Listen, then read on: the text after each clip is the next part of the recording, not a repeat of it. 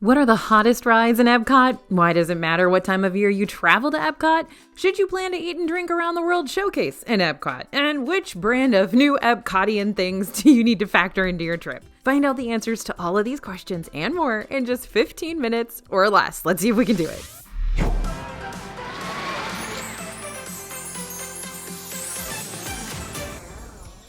Hey everybody, it's AJ for Disney Food Blog. So I know a lot has changed in EPCOT, not just these past few years, but even these past few months. So today we're going to give you the 15-minute rundown of everything you need to know about EPCOT before you go, from the age-old advice to the brand new stuff. Looking for even more EPCOT advice on the fly? Scan the QR code you see on the screen now or head to disneyfoodblog.com/EPCOT for our digital EPCOT quick guide. That's going to expand today's video with additional speedy tips like average ride wait times, restaurant recommendations, itinerary suggestions. We got it all in there. All right, let's get started, okay?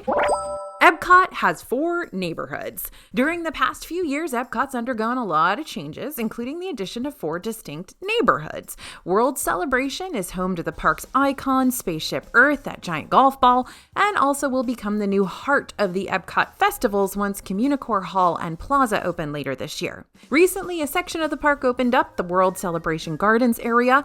That's where you can take a picture with Walt the Dreamer, walk on illuminated sidewalks at night, or even just chill for a bit and juice up your phone before continuing on with your day. World Discovery transports guests to the final frontier, space.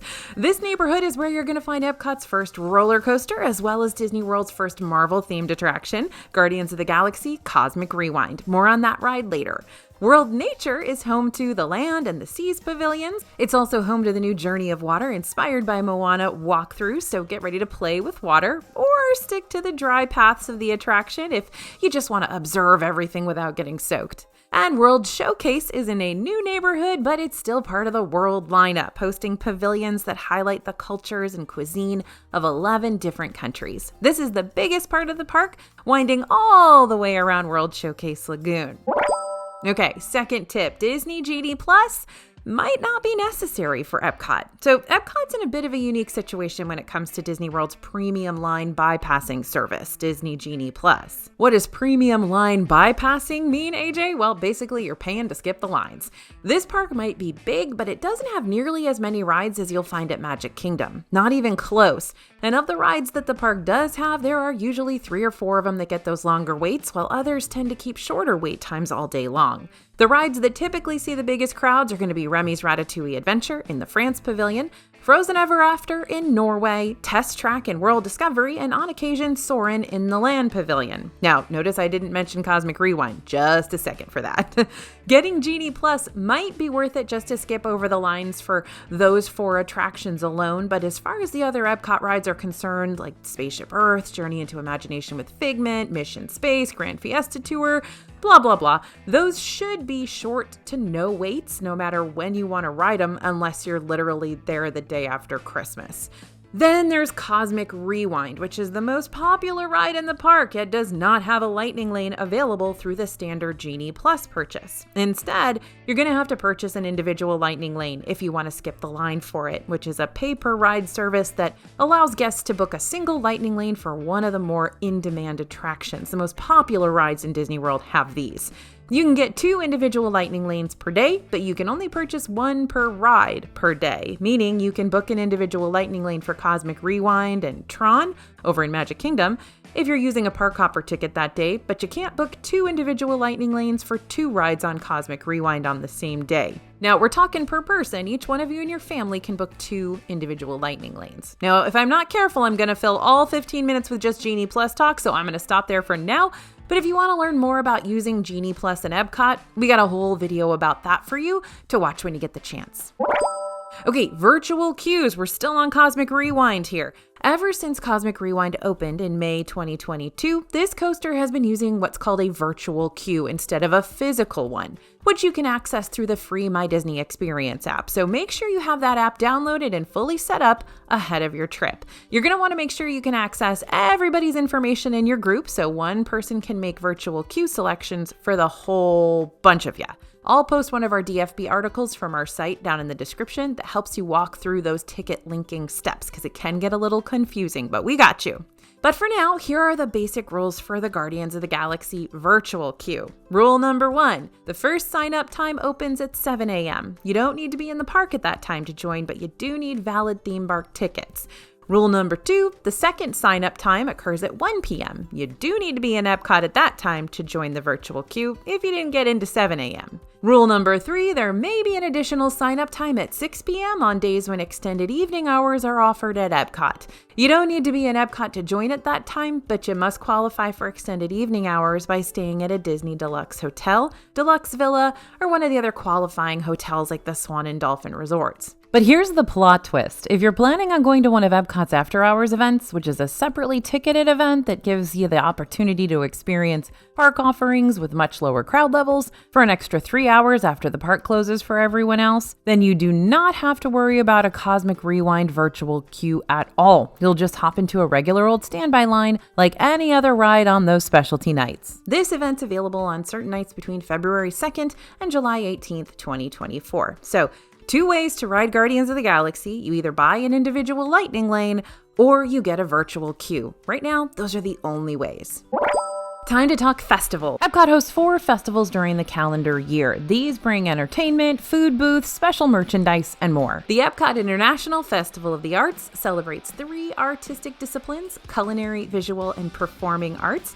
While Festival of the Arts has already wrapped up for the 2024 season between January 12th and February 19th, you can almost 99.99999% guarantee it'll be back around that same time frame next year. The EPCOT International Flower and Garden Festival typically runs from early March through early July, but in 2024 we're going to have a shorter Flower and Garden Fest since it kicked off February 28th and it's scheduled to run only until May 27th. That's why I said we're only 99.99999% sure about the Festival of the Arts schedule, because you never know when Disney's going to switch things up on you. They keep us on our toes. So the EPCOT Food and Wine Festival features over 25 marketplace food booths, special events, live entertainment, family activities, and of course, plenty of wine. This fest tends to happen around late July and run until mid-November, but we're going to keep you posted on the official dates for 2024 once they're announced, because obviously EPCOT's switching things up this year. And finally, EPCOT's International Festival of the Holidays is a global celebration of the season. The Festival of the Holidays traditionally begins the day after Thanksgiving and runs through December 30th usually. During the festival, you can experience holiday traditions from various cultures as expressed through decorations and stories, music, cuisine, and additional special events. So I know I briefly mentioned Communicore Hall and Plaza earlier on, but I want to give it a little more attention for just a second, since it's going to play such a huge part for the EPCOT festival seasons. Communicore Hall and Communicore Plaza will bring EPCOT International Festivals to the heart of the park. Plaza will provide an outdoor space where you can come relax and experience all that the festivals have to offer. There'll probably be live music there and maybe other events. And Communicore Hall will be indoors and will be the first fully purpose-built structure in festival programming for EPCOT, and that's a huge deal. Designed with flexibility in mind, this is going to be able to host a wide variety of food, art, live music, experiences, merchandise, and more. Next thing to know for your EPCOT trip this year, there's a brand new nighttime spectacular. So this made its debut on December 5th, 2023 in honor of Disney 100 Years of Wonder. And that spectacular is called Luminous, the Symphony of Us. Luminous takes place on the World Showcase Lagoon each night and features lots of fireworks and lasers and music and light. Fortunately, it's not hard to find a good spot to see this one. Just as long as you find a spot around World Showcase, you should be able to see things just fine. Just keep in mind that some of those special effects do take place on the lagoon itself, meaning you'll want to get a good view of the water if you want to see all the razzle-dazzle making up this display. Luminous is typically shown at 9 p.m., but be sure to check the My Disney Experience app or posted schedule boards in the park to confirm that showtime. Now, how are we going to get there? Well, while every Disney World hotel is going to be able to take you over to EPCOT one way or another, some resorts are going to get you there faster and more efficiently. If you stay on the Skyliner route, for instance, in a resort like Pop Century, Art of Animation, Caribbean Beach, or the Riviera, then you can hop aboard a Disney Skyliner and get transported via Sky Gondola over to EPCOT's International Gateway, the backside of the park. And if you're at one of the monorail resorts like Polynesian Village, Grand Floridian, or Contemporary, then all you'll need to do is transfer to the EPCOT monorail after taking a monorail ride to the Transportation and Tickets Center. But the best hotels you can stay in to get you as close to EPCOT as possible are, go figure, the EPCOT area resorts, which include Boardwalk-ian and Yacht and Beach Club. This circle of hotels are all within walking distance of EPCOT's International Gateway, and while you're still more than welcome to take a boat or bus over to the park if you don't want to walk, it's nice to know that you don't have to if you don't want to, especially if you want to avoid those starting day crowds or end of night crowds that clog up the transportation lines. The problem with the EPCOT area resorts is that they're all deluxe hotels, meaning they're all gonna cost over $500 per night to stay in. Well, don't worry, I have a potentially less expensive solution for you that will still put you within walking distance to EPCOT and in a deluxe resort. The Walt Disney World Swan and Dolphin hotels are two side-by-side Marriott hotels that partner with Disney to give you much better deal on your resort stay while still providing plenty of deluxe resort benefits like the extended evening hours I mentioned earlier, and of course the walking distance to EPCOT and Hollywood Studios. Will these hotels always be cheaper? Not always. Sometimes they have conventions in town and they get real packed out, but definitely take a peek at them because you could be really surprised.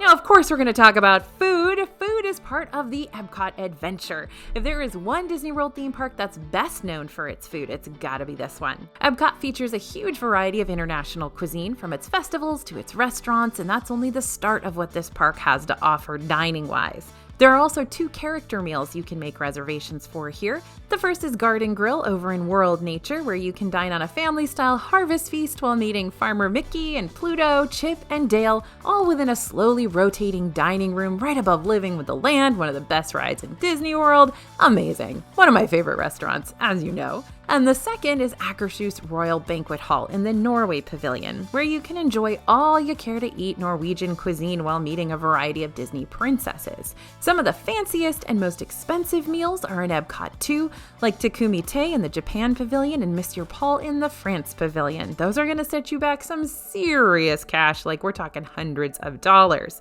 But even if you're not looking to pay hundreds of bucks per person to dine at a single spot, you can always turn to EPCOT's signature restaurant, Le Cellier Steakhouse inside the Canada Pavilion. This is a still fancy meal to celebrate a special occasion or go on a romantic date.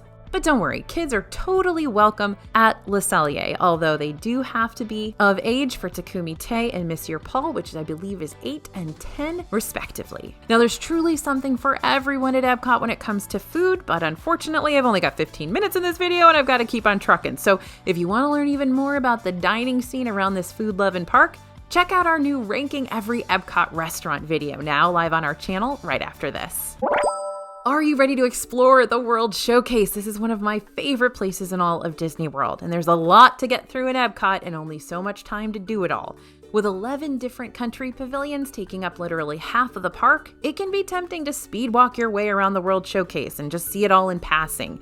But some of the best parts about EPCOT are tucked in the hidden spaces around these pavilions. There's a lot to explore, from shopping to dining to self-guided galleries and shows. So don't stick to that main path when making your way around World Showcase. Grab a drink and a snack and start wandering into those pavilions. If you want your kids to be invested in exploring the different cultural pavilions too, you may want to consider downloading the free Play Disney Parks app and play the DuckTales World Showcase adventure game, or even if you don't have kids, it's okay if you play it too, because it's really fun. This is a free scavenger hunt where you're going to join Scrooge McDuck and his nephews and his friends as they travel around World Showcase on a quacky quest to find the 7 plunders of the world and return them to their rightful owners. The treasures are hidden in 7 World Showcase country pavilions, and each country has 3 assignments and 1 grand finale. While you by no means have to do all of these adventures, and you don't have to do them all on one day either, you can start one day and then finish the next day or whatever, but they do get addicting, especially when you start triggering kooky events in unexpected areas around the pavilions, which might cause some confused stares from other guests who have no idea what's going on. Each pavilion also has free KidCot fun stops for the little ones to enjoy. This is where kids can collect activity cards that are specific to each pavilion's country that feature stickers, mini activities, and fun facts.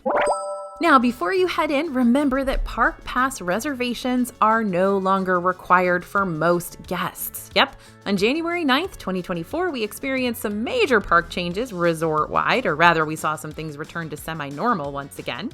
Nowadays, Park Pass reservations are not required for date-based tickets or one-day tickets or date-based multi-day tickets and Disney World vacation packages that include date-based tickets. Are we clear? The date-based tickets? You don't need a Park Pass reservation.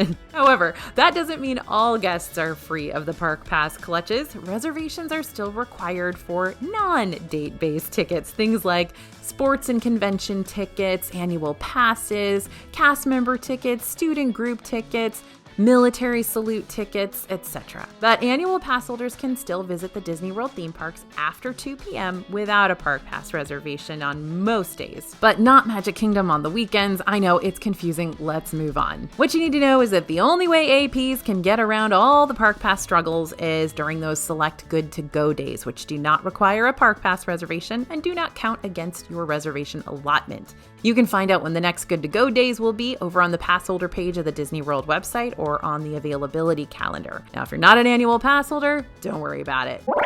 And next, let's talk characters. We got a lot of them in EPCOT, believe it or not. While many characters will make appearances around the World Showcase throughout the day, others have a more stationed standard spot inside this park.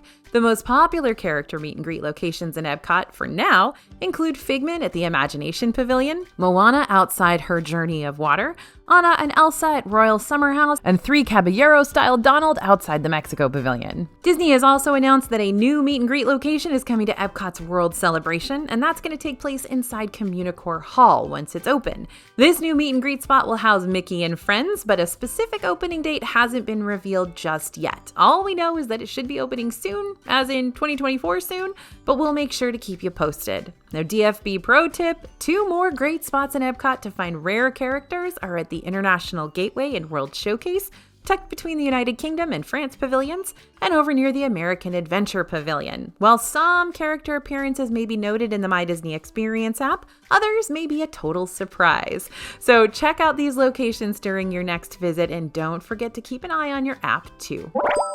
All right, that was a workout. We covered all of EPCOT with seconds to spare. How's that for impressive? To continue our quick EPCOT journey and learn even more speedy tips, jump over to disneyfoodblog.com/EPCOT right now and pick up your free digital guide. We have so much more to share with you. Thanks for listening, everyone, and thanks for watching. As always, this is AJ for Disney Food Blog, and we'll see you real soon.